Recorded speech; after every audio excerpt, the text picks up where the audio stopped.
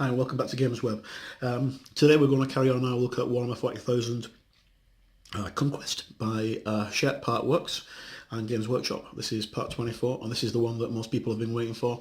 This is the first of a two-part issue that deals with the Redemptor Dreadnought, which is one of the big kits that is in the series. Okay, so let's jump straight in. Alright, first of all, we have our first part of the Redemptor Dreadnought. We have part 1, which this is from the Easy Build Primaris Space Marine Dreadnought kit, which it retails at about £19. I think it's $19.99 on Games Workshop's website, which roughly translates to buying 3 issues of this magazine. So basically for the price of 2 issues, because the second magazine will come with the second sprues that you need, you'll get a full Dreadnought for a £5 or £6 cheaper. Okay, so have a quick look at the sprue first. Okay, so as you can see, just zoom in a little bit, the attention to detail on the sarcophagus is phenomenal. Really, really good. All the little rivets, the aquila on the front. Sorry, it's not an aquila, it's just a skull. And then on the actual autocannon, skull on the autocannon, brilliant detail. Now this is only one part, obviously.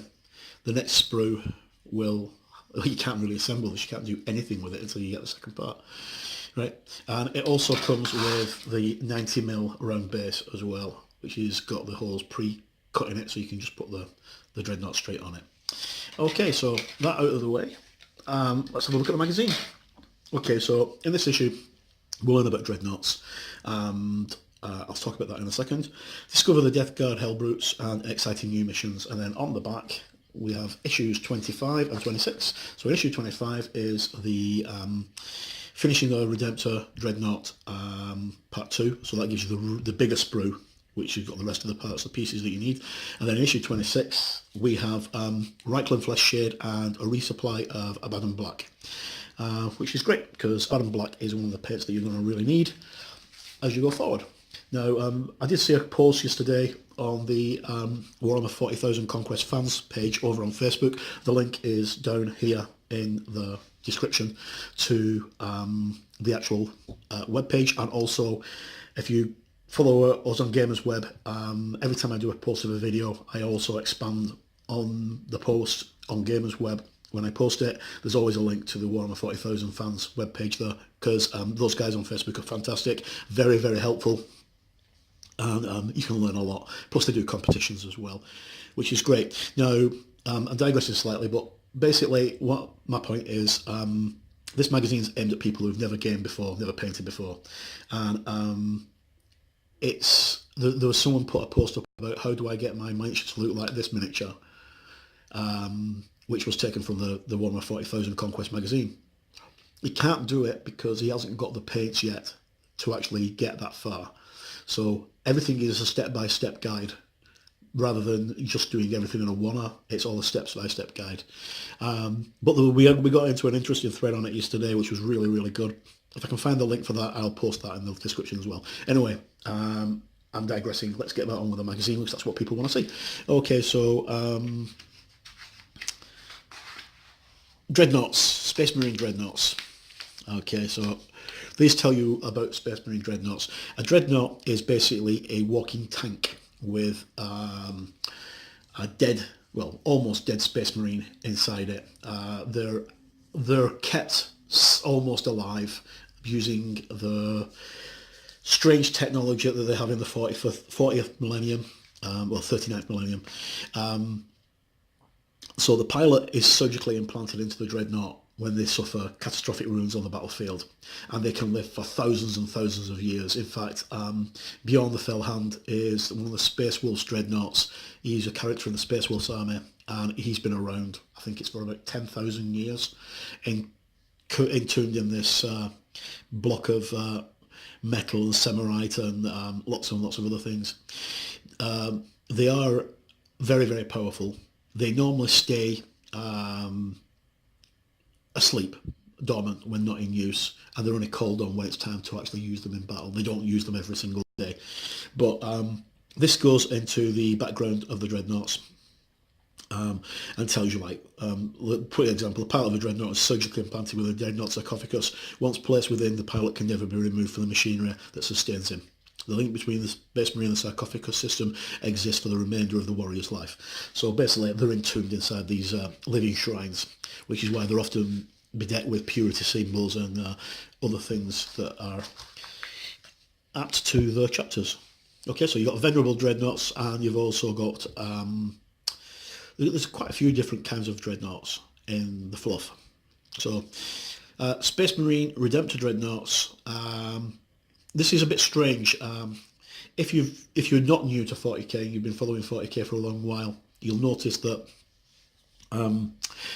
normally people who get entombed in dreadnoughts have actually proven themselves in battle thousands of times over. They're normally veterans who get put into dreadnoughts, not just any old Space Marine who dies on the battlefield. It's normally someone who's very, very heroic. Yet the Primaris Marines are relatively new. They've only been around for a little while since the return of Rebute Gulliman. Now, there are Primaris Dreadnoughts, and there were Primaris Dreadnoughts before people even went into battle. But to become a Dreadnought, you have to prove yourself in battle. So it kind of gets a little bit convoluted. But anyway, that's just the background fluff. Alright, so talking about Redemptor Dreadnoughts here, they're the Primaris Dreadnought, which is what this one is.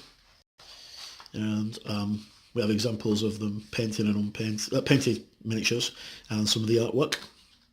There's a Blood Angels one, two Ultramarines one. That's a Dark Angels. And then the different war gear for your data file. So you've got your Plasma Incinerator, a Gatling Cannon, the Pilot Sarcophagus, Frag Storm Grenade Launcher, Storm Bolter, Redemptor Fist with its underslung Gatling Cannon, and then the Onslaught Gatling Cannon, and then there's an Icarus Rocket Pod. I think all these things might actually be on the second sprue, but I'm not sure, because I've not actually seen the actual sprue out of the box. Then we're going to Chaos Hellbrutes. They are basically the Chaos version of a Dreadnought. And just talks about them. Baal Under Siege. Baal is the homeworld of the Blood Angels. And according to this is under siege with the Tyranids, which are an alien race of insect-like creatures that are, well, very, very hard to kill, hard to take out. Okay, so that's our first sprue. We're having a look at how to build our Redemptor. That's our first sprue, and that's the second sprue, which hasn't been cut into two parts. So we don't get any extra weaponry. We don't get the grenade launchers or things like that. We just get the basic Gatling Cannon and the Power Fist, as far as I can tell. Actually, we do get the underslung cannon. Will be there. Just have a quick look at it on the sprue. So that's the underslung Gatling Cannon on the Power Fist. Okay, so that's how to build it. That's what we have in the sprue. And then our instructions on building. It's very, very simple to build because it's only like a 6-7 part kit. And then Baraka City, Imperial City of Corvan 2. Okay, so this is expanding on the rules of how to play the game. So we have Corvan 2, which is our new setting for the game. Scenario called Infiltration. Setting everything up, your mission briefing. And then finally, the end of the mission. And then that takes us back to the end of the magazine. So that's just a quick look at this really, really nice looking kit. Looking forward to building this and getting it painted up and playing with it. I don't often play Space Marines, to be honest, but this magazine's got me back into Space Marines again. So let us know what you think in the thoughts. Let us know what you think in the comments and what your thoughts are on this. A £19 kit for what, £14-15? That's good for anybody's. Well, in anybody's books, that's a really good value for money. Okay, so as always, please like and share and subscribe this video if you can, because it helps us, because we are still a fledgling channel. I checked my stats yesterday. I've had over 1,000 views in 7 months, so I'm doing something right.